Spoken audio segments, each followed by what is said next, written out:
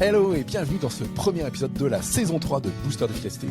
Je suis heureux de reprendre cette saison avec vous. Alors la pause a été un peu plus courte que prévu, mais en tout cas on reprend pour une nouvelle saison pleine de contenu et surtout pleine d'interviews. On va aller à la découverte d'entrepreneurs inspirants pour obtenir toutes leurs astuces liées à leur business et surtout à leur productivité. Aujourd'hui, j'ai la chance d'avoir avec moi Gaël Régnier. Gaël, c'est un entrepreneur, un infopreneur passionné par la vente, que j'ai côtoyé au sein de deux de ses programmes. Ce que j'aime avec Gaël, c'est qu'on arrive toujours à échanger dans la bonne ambiance, la bienveillance, on arrive à bien déconner et pendant ce temps-là, on arrive quand même à bien avancer. Alors, la vente pour Gaël, ça commence visiblement quand il est tout jeune, il nous expliquera ça peut-être après, où ses parents étaient VRP, ils vendaient des chaussettes avant d'avoir des magasins d'usines près de Troyes. Et après, Gaël, il n'est pas parti dans la vente, il est parti dans l'informatique chez Microsoft et puis aussi à lancer des satellites avant d'embrayer visiblement en tant que solopreneur et finir un coup à Londres, Bali, Amsterdam, bref, un parcours riche pour celui que j'accueille aujourd'hui, que je pourrais qualifier du king du webinaire, du prince du suivi commercial et désormais le duc de l'offre irrésistible. Hello Gaël Régnier. Merci Fabien, bonjour, bonjour Fabien, bonjour tout le monde. Bonjour. Ravi d'être ici. Bah écoute, quelle introduction. Content. Merci. Comment tu vas Gaël aujourd'hui? Ça va super, très bien, je te remercie Fabien. Bon, en tout cas, merci d'avoir accepté mon invitation. Donc, à plaisir de te faire décortiquer cet après-midi dans ce podcast. Surtout Gaël, alors moi je trouvais quand même que tu avais un parcours assez inspirant pour les solopreneurs qui nous écoutent, ou peut-être même pour ceux qui sont encore salariés et qui hésitent à passer ce cap de devenir solopreneur. Okay. Raconte-nous un peu comment tu t'es décidé justement à basculer dans l'entrepreneuriat après ce parcours dans l'informatique. Ok, mais alors ça c'est ok. Merci de ta question. Il s'est passé en fait, c'était une époque. J'étais encore employé, donc j'étais à cette époque-là dans une entreprise qui s'appelle Rackspace, qui est une très grosse entreprise en termes d'informatique. Pour citer quelques chiffres, on était sur les 5 continents. On généré plus de 2 milliards de dollars de chiffre d'affaires annuel avec une augmentation à 2 chiffres tous les trimestres. Donc c'est même pas par an, on faisait au moins plus 10% tous les trimestres. Et c'est un peu, tu vois, une entreprise à la Facebook, à la Google, où c'est très axé bien-être de tous les employés. Donc en fait, c'est simple, on était bien payés, on avait sur place, on avait une salle de sport, on avait des personnes qui nous faisaient pour faire des massages, donc c'est ok de réserver des massages sur notre temps de travail. On avait des PlayStation, on avait des baby-foot, on avait des tables de ping-pong, la cantine elle était excellente, on avait un parking ski pour l'Angleterre, c'est rare, donc c'est très précieux. Surtout la bonne bouffe. On a surtout la bonne bouffe, alors ça effectivement. Et ce qui se passait, c'est qu'en fait, je me faisais chier et j'avais déjà des projets en tête, et donc je bossais, tu vois, en parallèle de mon job. Et en fait, ce qui m'a fait me déclencher, c'est une série d'événements où pendant, entre 6 et 7 mois, où là, ça a commencé vraiment à enchaîner. Tout d'abord, en fait, ça a commencé quand, un de mes profs, quand j'étais à l'IUT, était au Bataclan durant les attentats, et en fait, il est décédé durant cet événement. Suite à ça, ouais. Donc, exactement. Donc ça a déjà été un premier choc. Ensuite, 2 mois plus tard, en fait, je me sépare de mon ex-femme. Donc, boum, deuxième séparation. Je dis ok, d'accord. Donc, je me remets, je me remets à vivre. Entre-temps, je suis allé vivre sur un bateau, sur un canal. Enfin, sur la Tamise, c'est un bateau qui te permet d'aller dans les canaux en Angleterre. Et donc, j'étais sur la Tamise à côté de Kew Garden. Et ce qui se passe, c'est qu'entre-temps, j'ai un ami qui se suicide. Et en fait, ça continue. Un petit peu plus tard, j'en ai un autre qui décède de ce qui s'appelle la mort soudaine. Donc, mort soudaine, qu'est-ce que c'est? C'est il est en vacances, il monte dans sa chambre d'hôtel pour aller prendre sa valise pour aller à l'aéroport. Il n'est jamais redescendu. Et finalement, j'ai un ami. Enfin bref, ça s'est enchaîné. Oui, le dernier, c'est un ami parti en montagne, il a le même âge que moi. Et en fait, il était parti donc chercher du génépi dans la montagne. Faut savoir, quand on va chercher le génépi, en général, c'est assez haut sur des pentes très escarpées. Il a glissé et il a fait une chute qui était fatale. Et donc, en fait, moi, j'ai regardé tout ça et je me disais, putain, et si le prochain, c'était moi, tu vois. Ouais. Et toutes les années pendant lesquelles j'avais attendu, je réfléchissais, je voulais que ce soit le meilleur moment, ceci, cela, je me suis dit non, c'est le meilleur moment, c'est maintenant.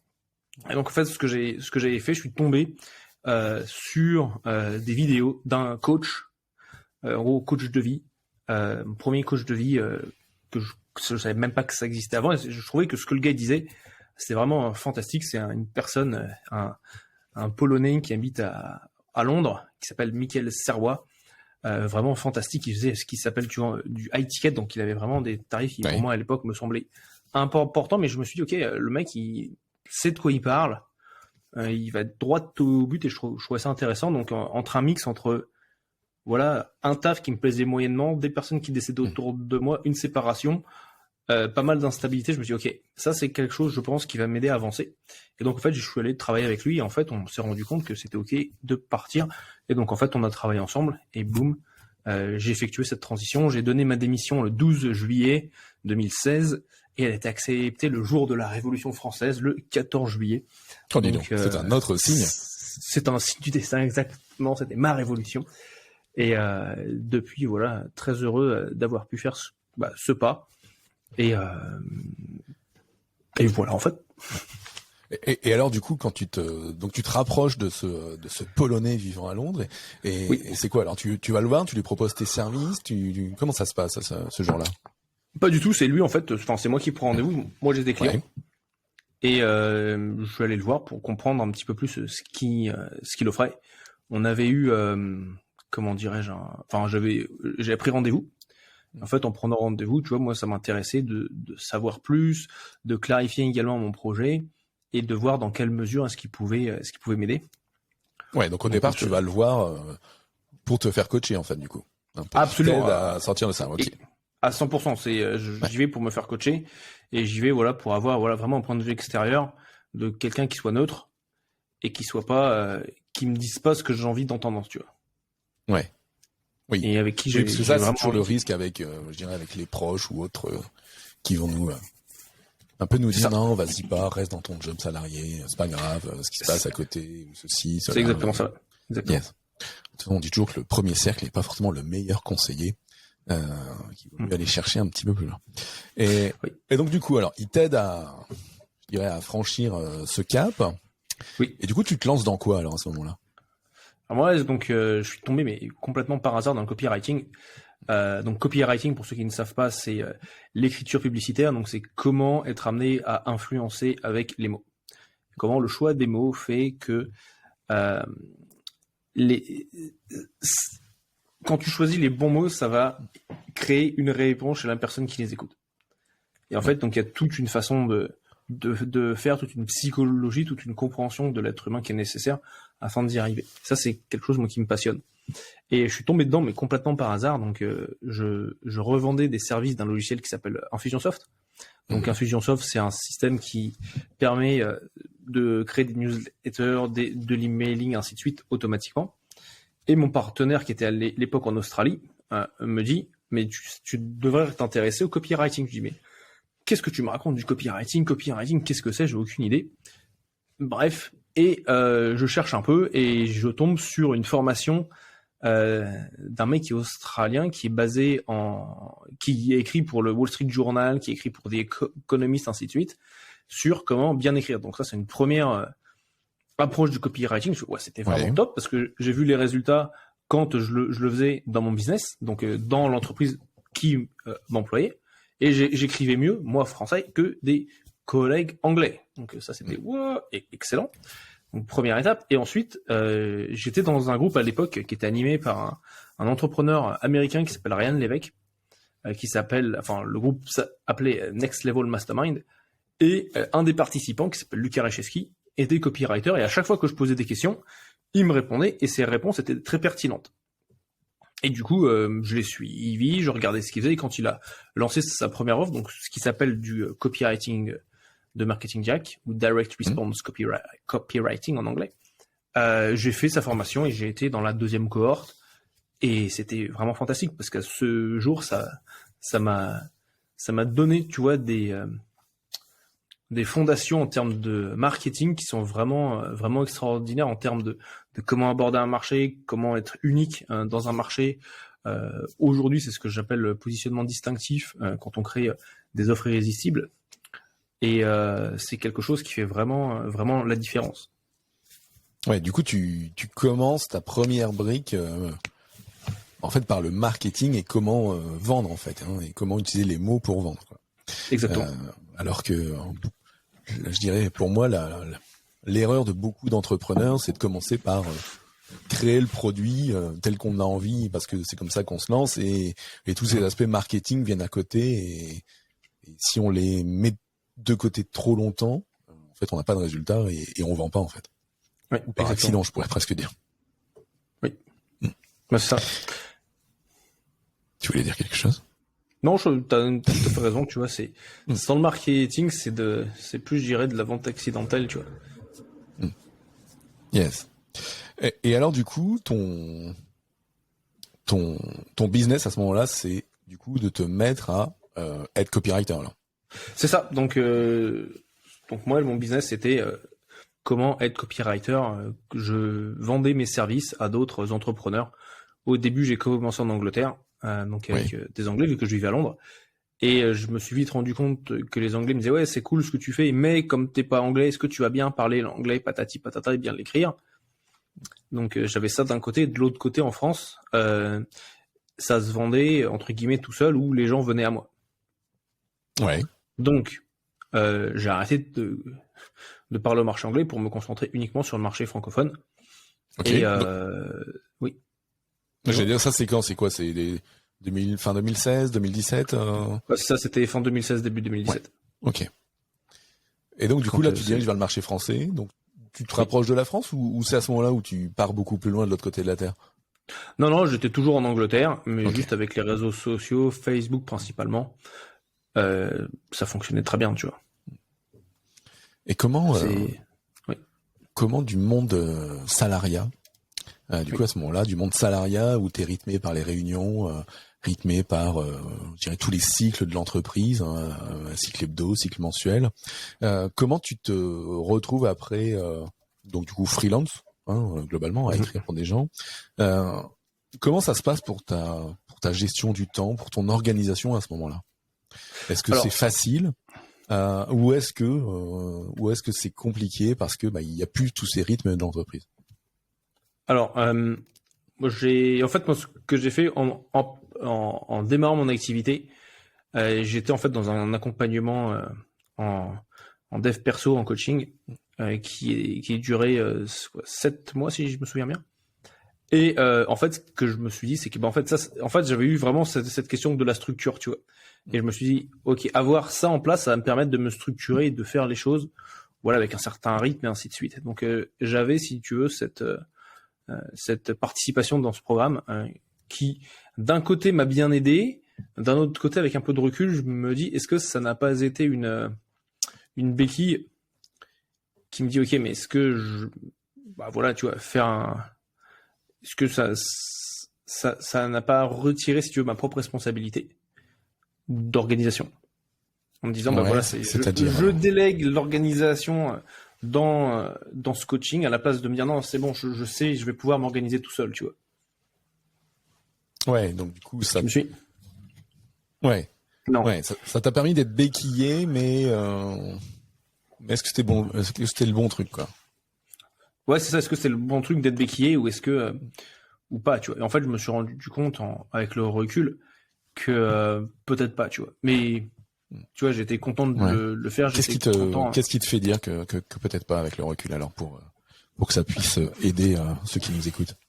Pourquoi pas avec le recul? Parce que déjà, je pense qu'on n'a pas besoin de béquille pour avancer et qu'à partir du moment où tu utilises une béquille, c'est qu'en fait, tu donnes ta responsabilité à quelqu'un d'autre, en fait. Et finalement, c'est comme si tu restais dans le salariat presque. Et c'est pas faux, exactement. Et ça, tu vois, c'est intéressant parce que là, j'ai découvert récemment avec une de mes coachs que une de mes approches, tu vois, vis-à-vis du business, et ça, c'est ce que j'avais en fait quand je suis parti de mon salariat. C'est en fait, d'être dans dans la survie, tu vois. Ouais. De se dire, oh mon Dieu, entre guillemets, oh mon Dieu, je suis, j'ai plus de salariat, donc j'ai plus de revenus qui vont tomber tous les mois. Cette sécurité du salariat. Exactement. Avec le J'ai salaire plus de revenus qui qui tombe. vont tomber tous les mois. Tout à fait. Et donc, maintenant, c'est entre guillemets ma survie d'aller chercher mon prochain client, tu vois. Ouais. Et en fait, ce dont je me suis rendu compte, c'est quand tu es en mode survie, il n'y a pas de fun, c'est pas léger, c'est beaucoup moins créatif, et c'est moins cool, tu vois. Oui, parce que ta recherche de solutions. Moi, je dis toujours, c'est que c'est dans la contrainte qu'on voit la quintessence de ton organisation et de ta niaque, en fait. Mhm. Et quand tu as cette contrainte de plus avoir ton salaire, d'aller, comme tu le dis, chercher tes clients l'un après l'autre pour manger, pour vivre, pour développer le business, bah tu développes encore plus de choses. J'en parlais la semaine dernière dans un cours que j'ai donné en école d'ingénieur sur le management, où je disais c'est dans les conflits et les situations tendues ou les situations compliquées que j'ai le plus progressé dans mon management, par exemple. C'est pas dans la vie de tous les jours, le train-train quotidien, les gens qui passent, les employés qui passent, les chefs qui passent. Non, là tu progresses, mais par contre quand tu es dans la contrainte et qu'il faut y aller, bah là tu déploies toutes tes compétences, toutes tes connaissances, tu te développes et tu vas à fond, quoi. Ouais, c'est bien. Et une chose que je regarderai aussi, tu vois, c'est dans quelle approche, dans quelle énergie est-ce que tu es dans la contrainte, tu vois. Oui. Si t'es dans cette contrainte en me disant trop cool, je fais un truc qui est génial, la contrainte fait partie du jeu, et ok, c'est cool, là, tu vois, tu vas être dans une bonne approche de la contrainte. Par contre, moi, tu vois, ce que j'avais, c'était que la contrainte, elle était sous le putain, j'ai pas le choix. En anglais, il y a une expression qui s'appelle le lifeline. C'est ce que quand les gens, tu vois, tombent d'un bateau. Je fais ça parce qu'il y a la marina à côté. Tombent d'un bateau. En fait, on leur envoie la bouée de sauvetage avec un fil. Et ça s'appelle sa lifeline, sa ligne de vie. Oui. Et l'idée, c'est que j'avais l'impression de vivre comme ça, tu vois. Donc j'avais cette contrainte-là, mais c'était pas une contrainte qui était joyeuse. C'était une contrainte dirigée par la peur, tu vois. Ouais. Tu vois la distinction, et c'est en fait un point qui est extrêmement important, c'est le cadre dans lequel, en fait, est-ce que tu vas être amené à passer à l'action. Oui. Quelle va être la manière d'être que toi tu vas adopter quand tu vas passer à l'action. Clairement. Enfin, ça rejoint une partie ça rejoint tout ce qui va être mindset et comment tu passes à l'action et comment tu te focalises vers l'action. Hein. Tu peux entre ouvrir le matin ta to-do list, tu viens de t'engueuler ou d'être à la bourre parce qu'il a fallu déposer les gosses à l'école ou alors c'est tranquille, tu t'es bien détendu et tout, ta to-do list, tu te mets à bosser. Ta productivité, elle va être totalement différente, hein, un peu comme d'avoir ce fil à la patte de cette béquille, comme tu disais tout à l'heure, ou de pas l'avoir, quoi. Ouais, exactement. Tout à fait. Et du coup, c'est quoi alors les prochaines étapes alors du Gaël de l'époque là qui est sur les réseaux sociaux, un peu sur YouTube, beaucoup par mail, qui accompagne donc du coup des entrepreneurs ou des entreprises francophones. C'est quoi ces étapes d'après alors? Comment il grandit ensuite? En fait, il grandit. Ça, c'est une bonne question. Comment je grandis? Il y a une chose que moi j'ai toujours fait depuis le début, c'est de l'automatisation. Je suis un ancien ingénieur, comme tu disais dans l'introduction. Et pour moi, l'automatisation, j'ai toujours fait ça, tu vois. C'est dès que je pouvais automatiser un process, c'est parti, c'est automatisé, tu vois. Donc j'ai toujours eu ça en place. Et donc en fait, comment grandir? Déjà, la première chose qui m'a fait grandir, c'est de me rendre compte qu'une des problématiques quand j'étais freelance en tant que copywriter, c'est que j'ai un peu deux modes, tu vois. T'as un mode où tu cherches des clients et où tu vois ton cash diminuer. Et de l'autre côté, j'avais un mode où je trouvais mon client, donc là c'est cool, le cash remontait, et ensuite je livrais. Et donc ensuite, pareil, quand tu livres, bah, c'est pareil, le cash il diminue. Et en fait, j'étais vraiment dans ces dents de scie. Et c'est très inconfortable, donc je me suis rendu compte de ça. Et je me suis dit, ok, il faut absolument que je change quelque chose. Donc là, j'avais commencé à continuer à bosser et à démarcher des clients, tout en cherchant d'autres copywriters avec lesquels travailler. Donc j'en ai trouvé des copywriters, c'était bien difficile, tu vois, pour te donner une stat sur 10 personnes que j'ai essayé, il y en a eu un avec qui on a bossé pendant peut-être 1 an et demi. Et ça a été vraiment fantastique de bosser avec lui. Et par la suite, donc j'ai fait ça. Ensuite, ce qui s'est passé, c'est que j'ai eu un de mes clients avec qui on a fait tous les aspects copywriting de son business, donc des pages de vente, on a fait des pages de capture, des publicités, et un jour il me dit tu sais faire des webinaires? Je lui dis non, mais ça doit pas être très compliqué, tu vois, j'ai même principe, sauf que c'est des slides. Donc je lui dis vas-y, fais-moi un webinaire et puis on voit. On fait le webi, dans la soirée, il génère quelque chose comme 5 fois plus que ce qu'il avait généré avec son webinaire à lui, tu vois. Donc là c'était victoire, tu vois, on était trop heureux, donc on célèbre. Et de fil en aiguille, en fait, ce qui se passe, c'est de plus en plus de personnes me disent Gaël, est-ce que tu peux me faire un consulting webinaire? Gaël, est-ce que tu peux me faire une revue de mon webinaire? Est-ce que tu peux me montrer comment tu fais des webinaires? Et donc, petit à petit, j'ai fait des ateliers webinaires, donc des ateliers présentiels à Paris, où j'avais entre 4-5 personnes qui étaient là. Un coup, j'ai fait, alors un truc, petite anecdote, c'est que faut faire vraiment attention aux vacances. Parce que j'avais organisé un atelier le premier jour des vacances scolaires de février, tu vois. Genre quand tout Paris part au ski. Genre quand tout Paris, voilà, est dans les gares blindées. Exactement. Et comme j'ai pas d'enfants et que je vis plus en France depuis que j'ai 22 ans, donc ça va faire, j'en ai 38, donc ça fait 16 ans. Mais ça aucune idée des vacances scolaires, donc je fais ça. Et là, j'avais trouvé, il y a une personne qui est là, qui prend sa place et avec qui, voilà, on refait globalement toute la partie promesse de son webinaire pour vraiment transformer cet aspect-là. Et il me dit, grâce à ça, c'est simple, il s'est mis à dominer son marché, en fait.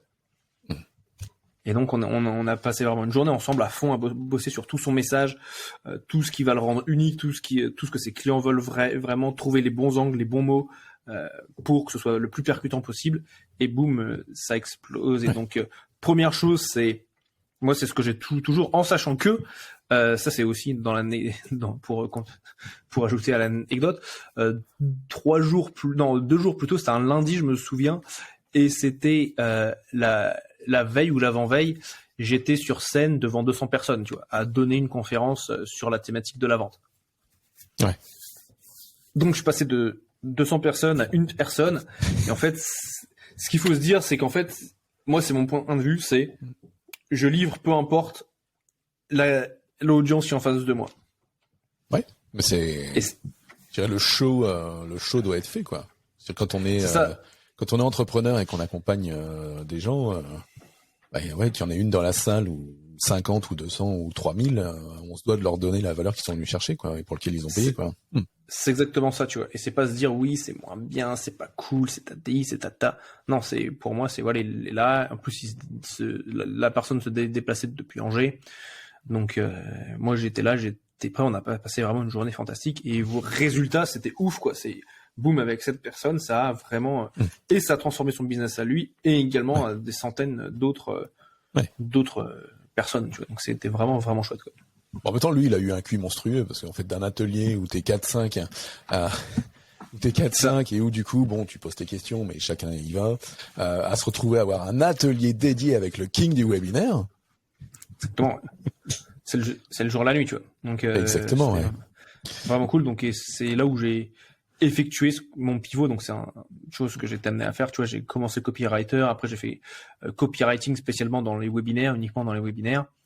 Et par la suite, donc je suis passé et c'est là où en fait, quand j'ai fait ce shift, pivot, je dirais, des portes également sont ouvertes, où j'ai été invité à parler sur scène en Allemagne, devant une centaine d'entrepreneurs dans la thématique, enfin qui sont dans la thématique de la formation. Donc ils vendent des formations en ligne. J'ai été invité sur Paris, j'ai été invité où est-ce que je suis allé d'autre? à Paris. Je suis allé aussi du côté de Gentilly ou Chantilly, au nord de Paris. Ouais. Pour parler encore une en fois. Picardie, pas loin de chez moi.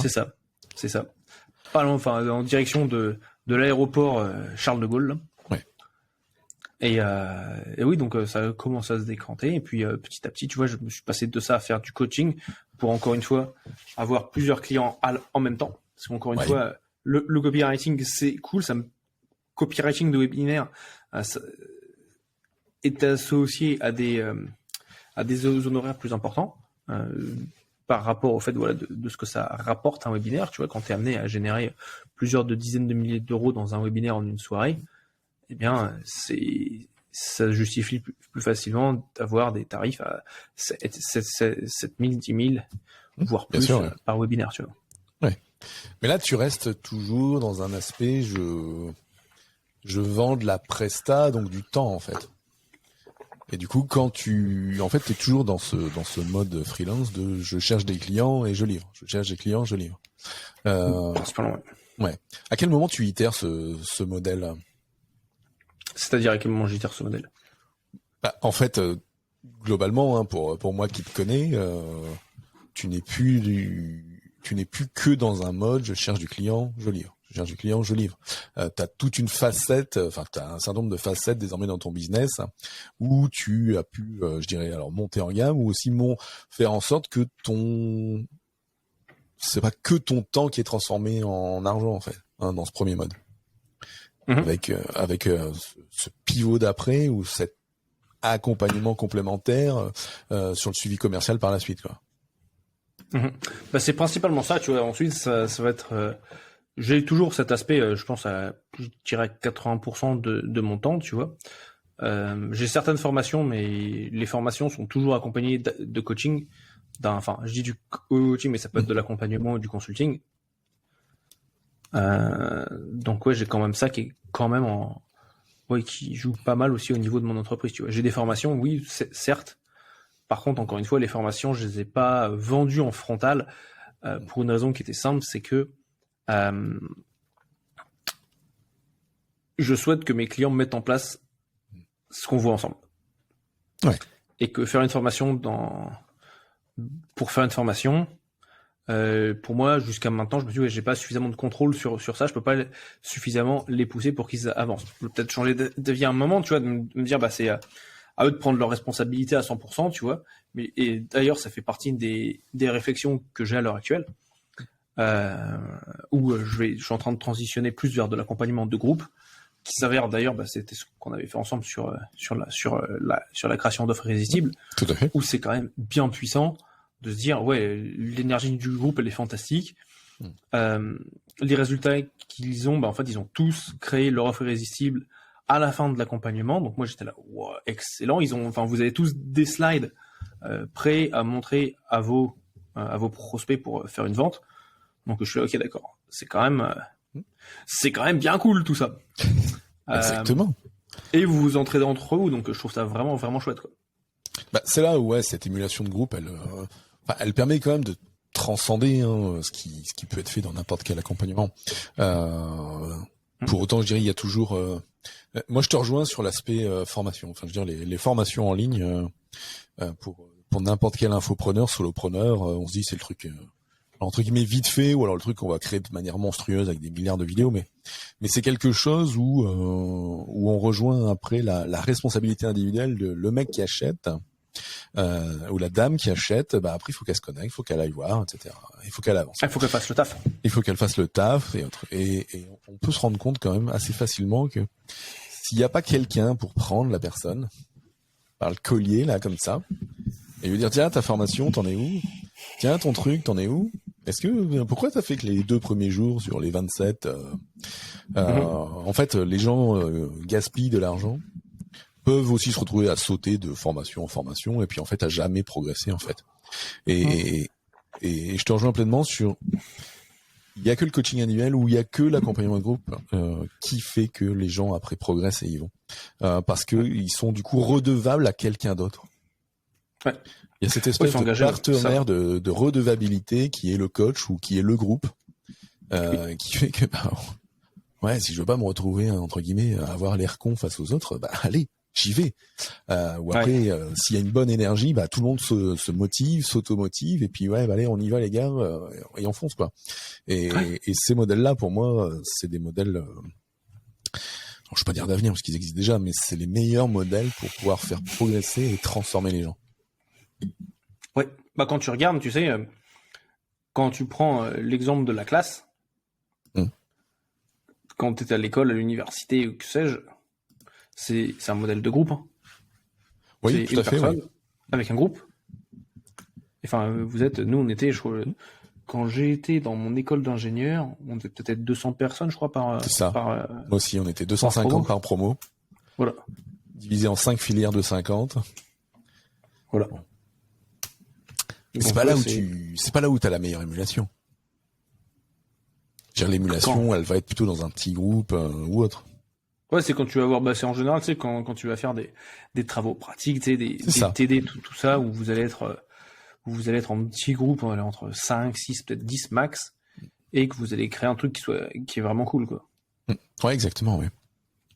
Alors du coup, tu nous as parlé tout à l'heure d'automatiser, de cet aspect ingénieur. Oui. Du coup, c'est quoi tes astuces de productivité aujourd'hui, Gaël, dans ton business, hein?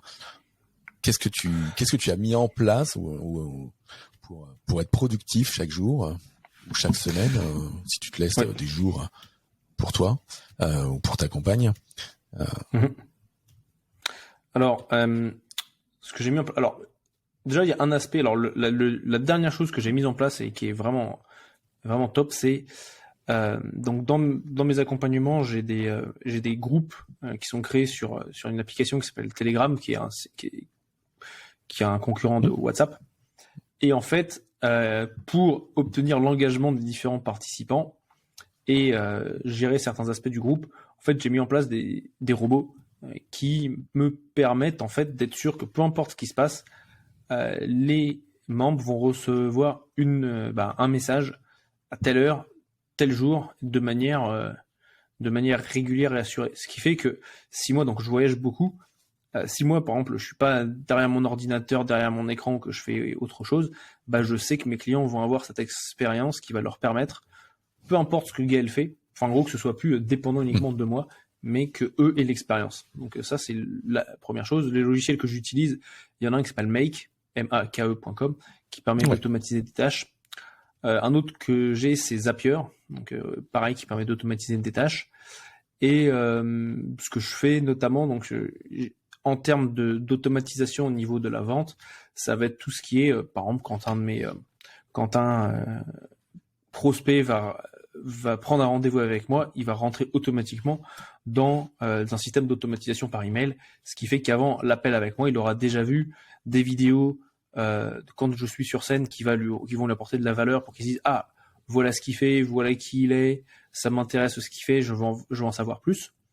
Donc je vais avoir ça, je vais avoir également des automatisations au niveau de mon système de paiement, de versement, donc à savoir comment connecter mon système de facturation à des logiciels de paiement, comme ça dès qu'une facture part, en fait les prélèvements sont faits automatiquement. Donc ouais, c'est sur ces aspects-là, il y a déjà.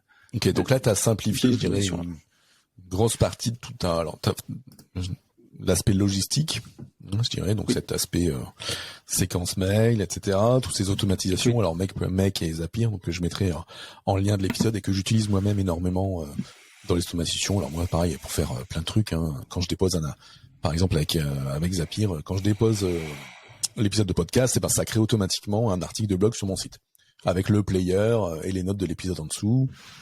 Donc, je dirais le champ des possibles avec Make et Zapier, il est phénoménal.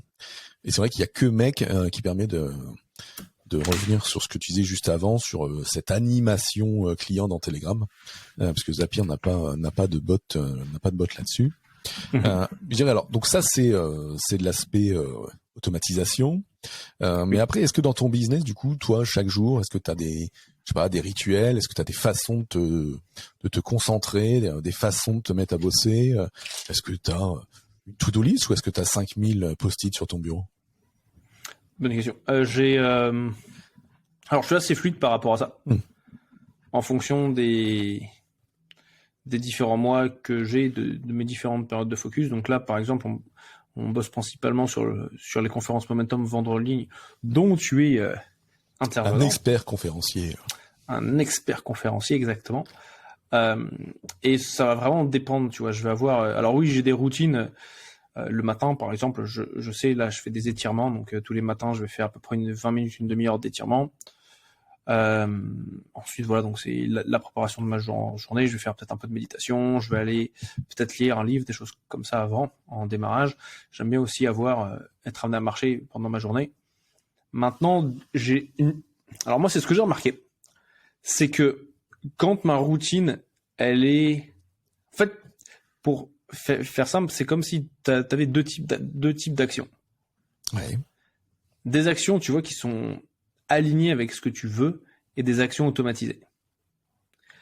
Et j'ai remarqué que dès que j'ai des actions qui sont alignées, elles se font dans la joie.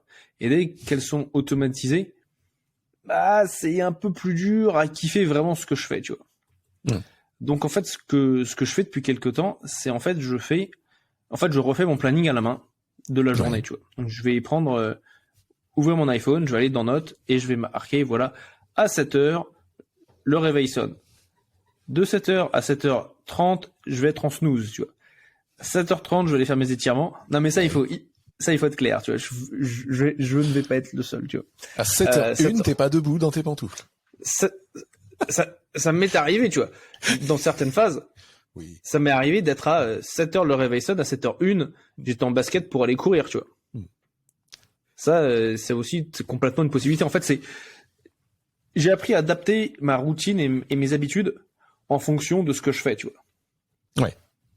Par exemple, je vais te donner un exemple. Quand j'étais à Bali, qu'on cherchait une maison à Bali, en gros, on faisait des visites, c'était quoi, à partir de 10h le matin.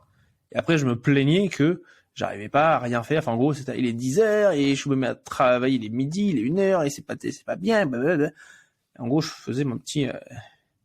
je me plaignais à fond, quoi. Et donc, en gros, je me suis dit, mais attends, à la place de faire ça, je vais me bouger le cul. Et de 7h à 10h, je vais bosser.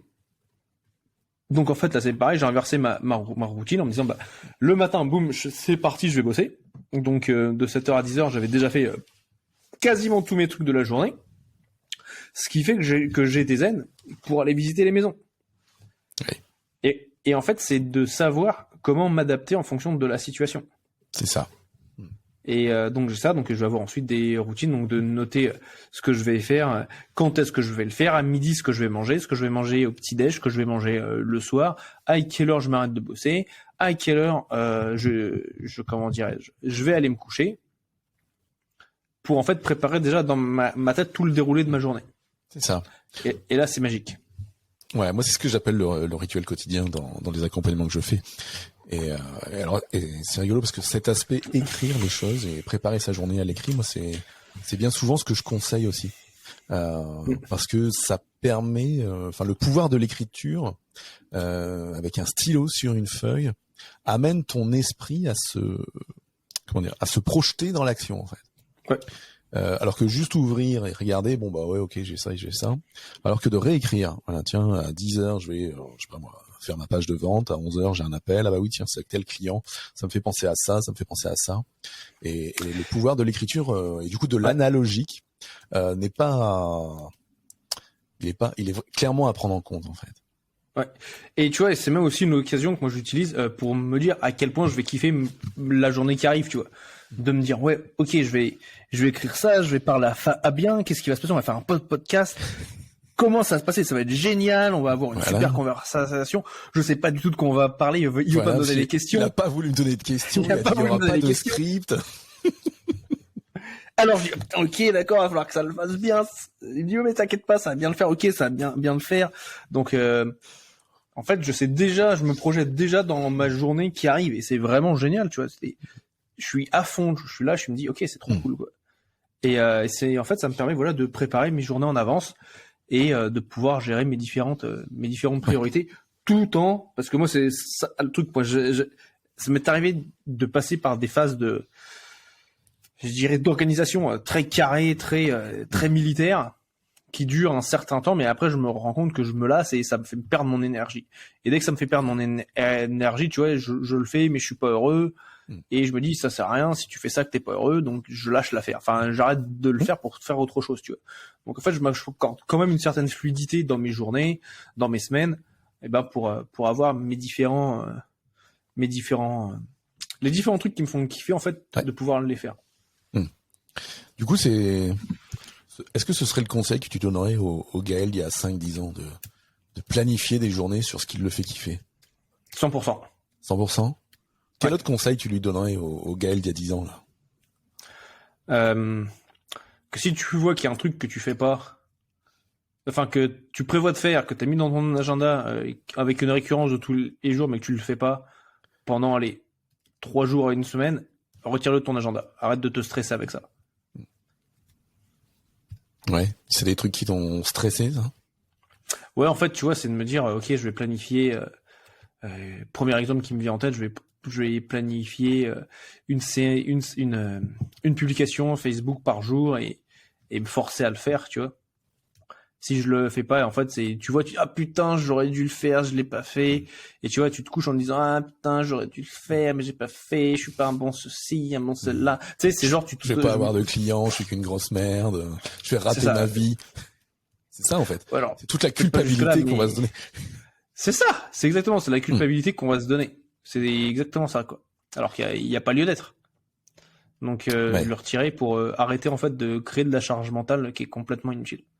Alors ça, c'est ce que c'est l'échange que j'ai eu avec un solopreneur il y a 2 jours, un certain Mathieu, quand on a parlé de charge mentale et de structure ou autre, et je lui disais que pour moi aujourd'hui, quand on parle de productivité, on parle énormément de bullshit.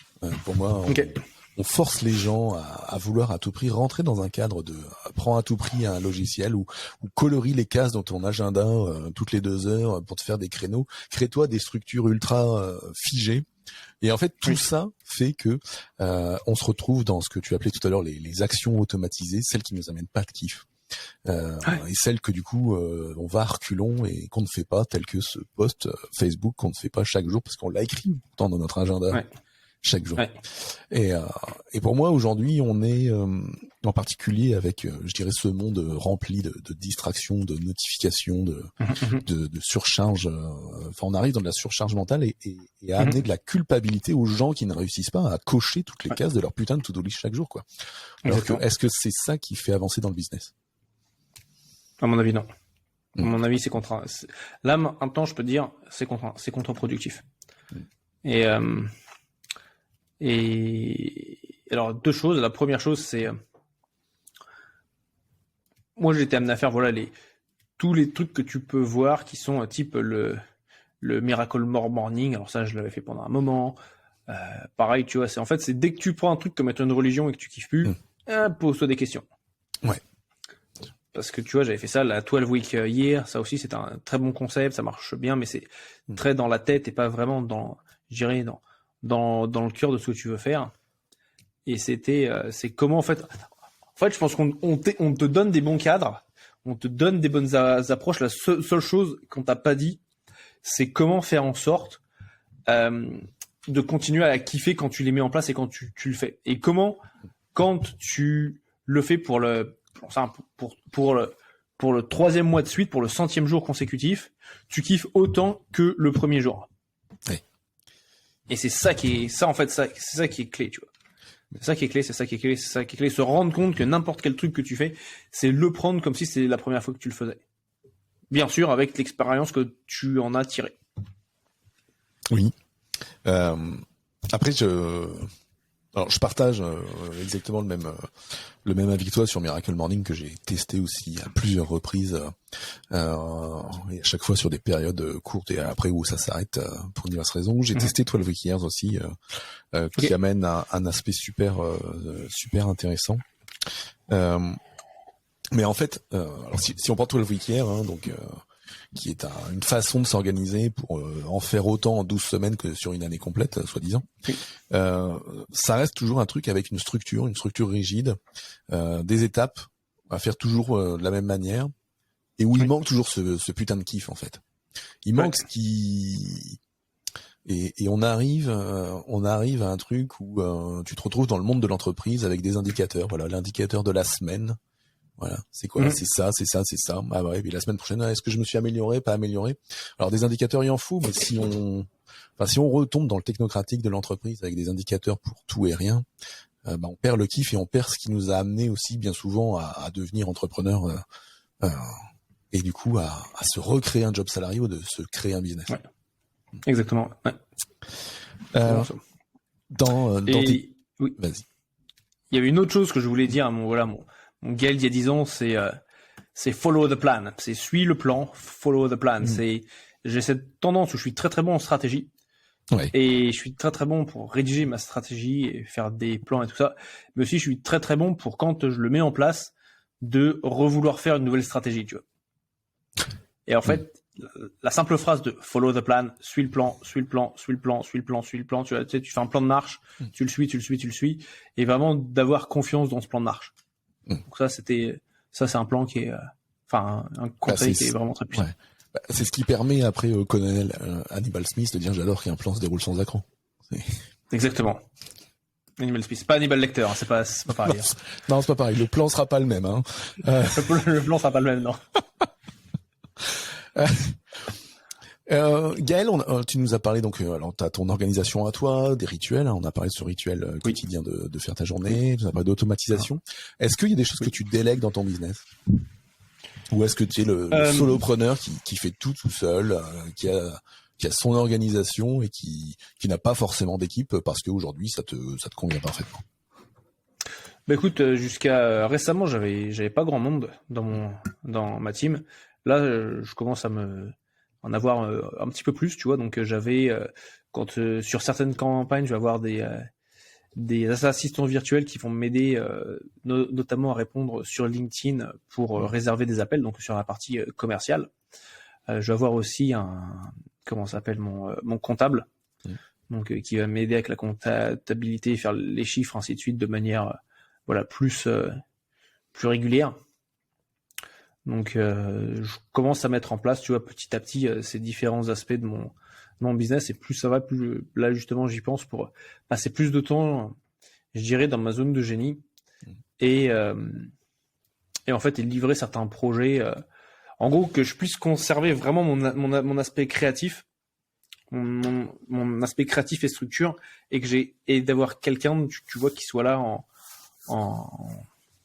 en soutien, en support, pour être amené à livrer les différents aspects de tout ce qui est administratif, envoyer certains documents à des clients, patati patata, réserver les meetings, ainsi de suite, ou avoir quelqu'un, ce serait, c'est dans cette direction que je vais à l'heure actuelle sur cet aspect-là, tu vois. Donc tu en passes de te transformer de solo à CEO, alors?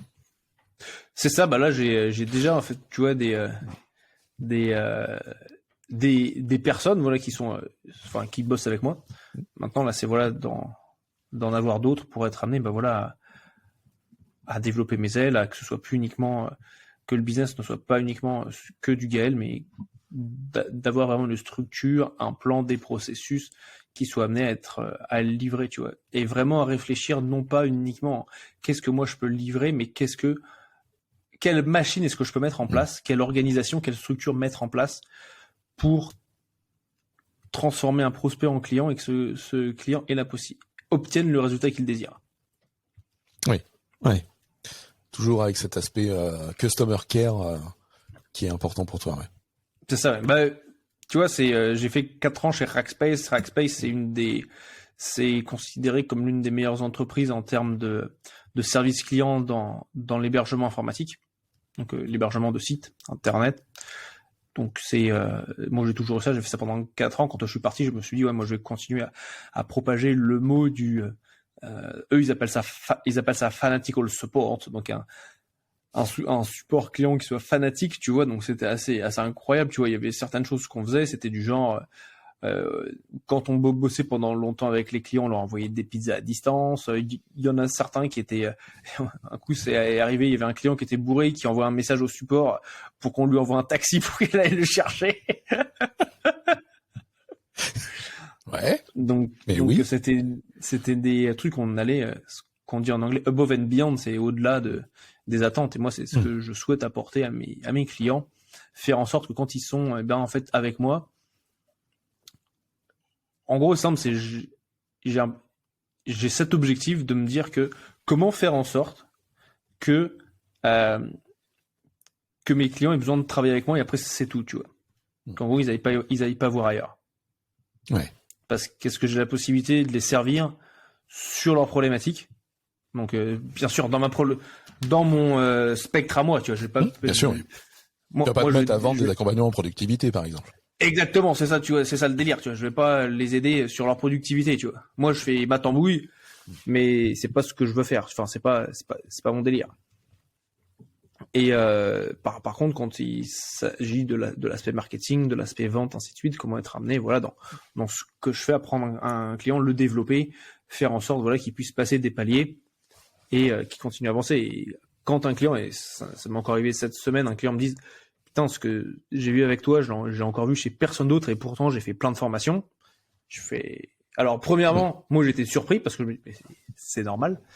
Et après, ça a un peu flatté mon ego, même en me disant, putain, elle a fait les formations chez un tel, c'est quand même des gros calibres et tout ça, patati, nanana. Et je dis, merci. Hey, good. Ouais, c'est clair, tu vois, ça fait plaisir et de me dire, voilà, donc quel niveau d'excellence que je peux apporter à mes clients quand on bosse ensemble. Donc encore une fois, tu vois, c'est un chemin. L'excellence, à mon avis, c'est plus une approche plutôt que voilà, ce sera fait comme ça, c'est fait comme ça, c'est ainsi et point barre. Tu vois, c'est pas l'excellence d'aujourd'hui, tu sais, elle est toujours remise en question demain. Ah, clairement, oui. Clairement. Donc c'est plus un désir, c'est une philosophie, une approche.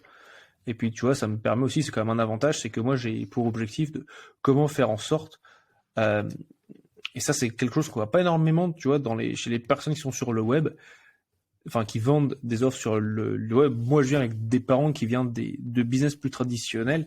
T'as toujours eu cet objectif de comprendre la valeur long terme d'un client. Oui.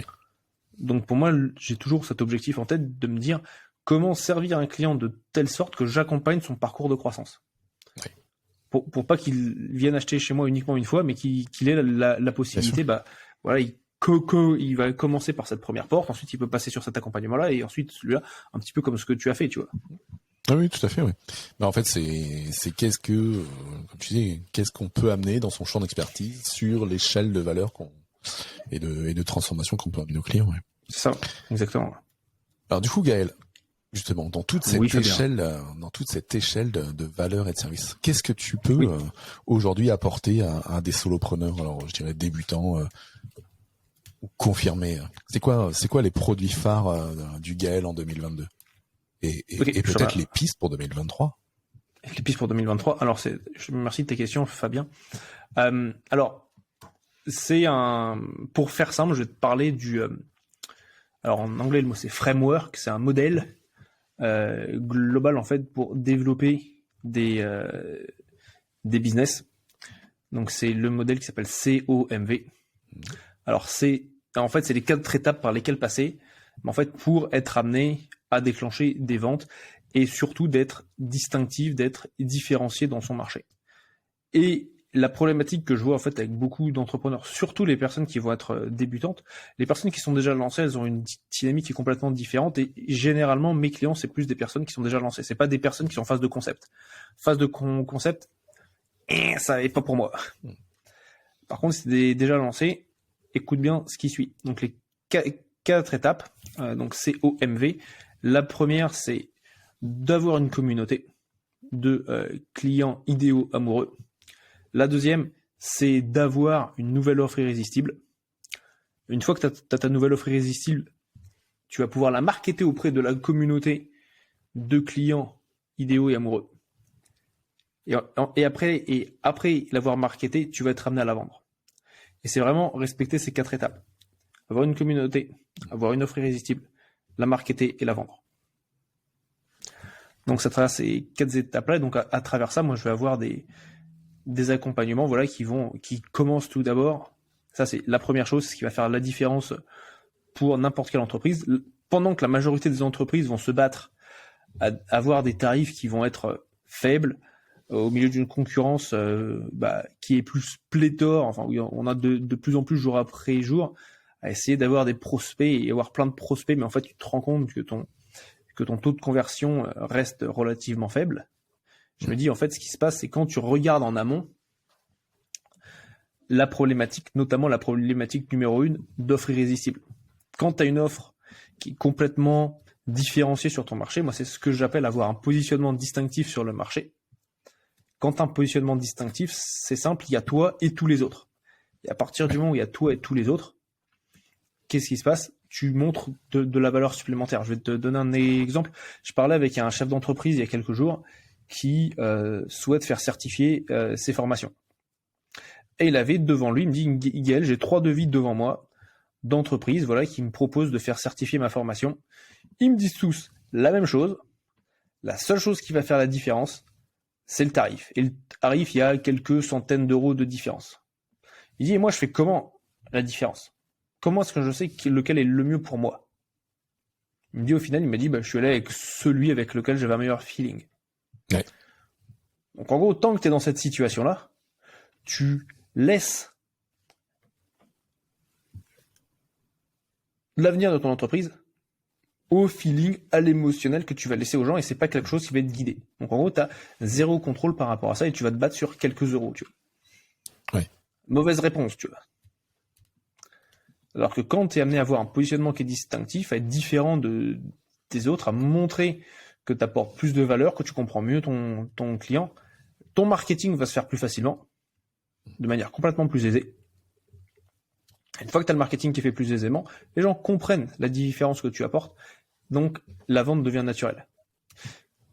Et t'es même pas obligé d'être, t'es pas obligé d'être aussi bon en vente que si tu as une offre qui est, je dirais une offre banale, une offre qu'on voit chez tout le monde, quoi. Oui, ouais, tout à fait, ouais. Parce que si ton positionnement, il est, comme tu le dis, distinctif, que tu as cette offre irrésistible, en fait, oui. T'es aussi clairement aligné et engagé avec ce que tu vas vendre, en fait. Et du coup, exactement. À la fin, tu t'es pas à faire, entre guillemets, un pitch de vente en 4 étapes ou en 12 étapes, telles que certains coachs marketing peuvent te l'apprendre, mais tu es en train de présenter vraiment ton produit, ton offre, à laquelle tu crois et qui répond à un vrai besoin du client, en fait. Et du coup, t'es pas dans t'es pas dans du closing, t'es dans de la vente, je dirais saine.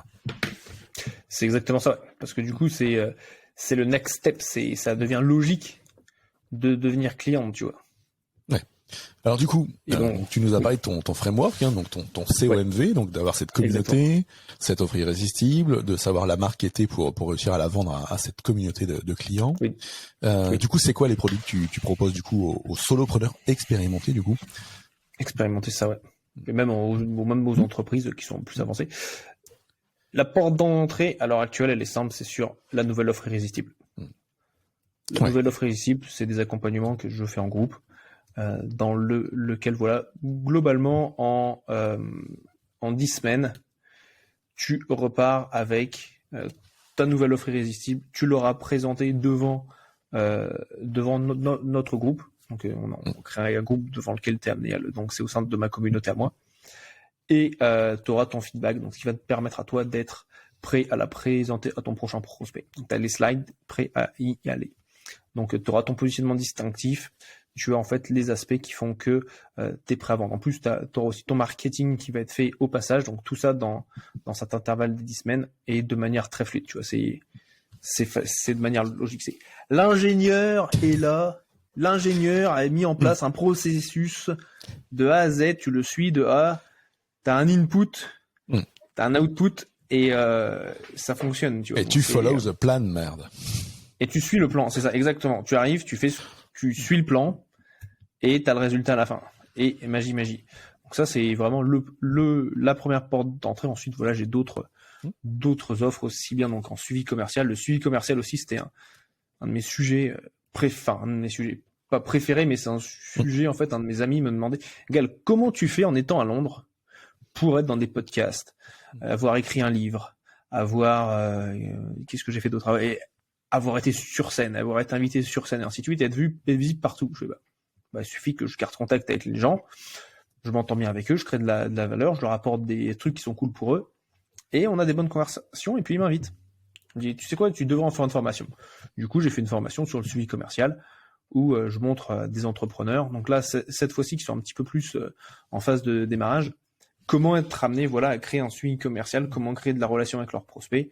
Et également, il y a une phase de mentoring maintenant où je leur montre comment générer du trafic, donc générer des leads, des prospects pour leur entreprise. Il y a mon offre sur le webinaire. Donc ensuite, après, j'ai un panel d'offres qui accompagne l'entrepreneur dans sa croissance. Mais d'abord, sans offre, en fait, tu peux continuer, on peut se reparler. Dans un an, tu me diras, oui, Gaël, j'en suis toujours au même point, mon offre est toujours la même. En fait, moi, ce que j'apporte aux gens, c'est je vais chercher leur ADN, ce qui va les rendre uniques et ce qu'il y a d'unique dans ce qu'ils font. Pourquoi est-ce qu'ils font ce qu'ils font? Qu'est-ce qui les fait kiffer? Et ouais, c'est vraiment... moi, ça me fait kiffer. C'est un mix de ma partie logique et structurée et créative. Oui, ouais, clairement, ouais. Clairement. Avec ça, tu as réussi à mixer les deux, ouais. C'est exactement ça. On a travaillé, t'as fait partie de cet accompagnement sur l'offre irrésistible, donc tu as vu en action, in action, tu vois. Exactement. Et donc t'es même mieux en parler que moi. Tu es mieux positionné vu que tu étais de l'autre côté de la barrière. Ah, tout à fait. J'ai été de l'autre côté de la barrière sous la houlette de Monsieur Régnier pour m'aider à définir ma nouvelle offre, qui est donc ma cohorte booster, donc mon produit phare pour maintenant et pour 2023, donc un accompagnement de groupe pour aider le solopreneur débordé à se transformer en CEO serein avec moins de charge mentale en recrutant son premier assistant, qu'il soit robot ou virtuel avec des assistants virtuels ou des business managers. Bon, tout ça ça nécessite de s'interroger et d'interroger ses process, ses façons de faire et ça on l'a bien travaillé et c'est vrai que je te l'ai écrit, je te l'ai dit, je le redis là pour tout le monde. Moi je remercie Gaël de cet accompagnement qui m'a permis en 8 à 10 semaines, parce qu'on était sur une deuxième version où on est allé à cette vitesse-là, sur 8 à 10 semaines, de redéfinir ce qui est la clé de voûte de mon business, avec aujourd'hui une super acceptation des gens à qui je la présente, et donc qui permet, la première cohorte booster démarre début décembre. Excellent. Trois personnes pour l'instant dans cet accompagnement, et donc si vous voulez découvrir tout ce que contient cette cohorte booster, il suffit d'aller dans les notes de l'épisode ou sur fabien.coach/cohorte et vous aurez toutes les infos pour prendre contact avec moi et aller voir tout ce que contient cette offre, passer de solo à CEO comme on le disait tout à l'heure. C'est bon. J'adore la tagline, tu vois, comment passer de solo à CEO. Ça, je trouve ça très très bien, tu vois. J'adore la rime, tu vois. Moi, pour les offres, je dis, tu passes d'invisible à irrésistible. Exactement.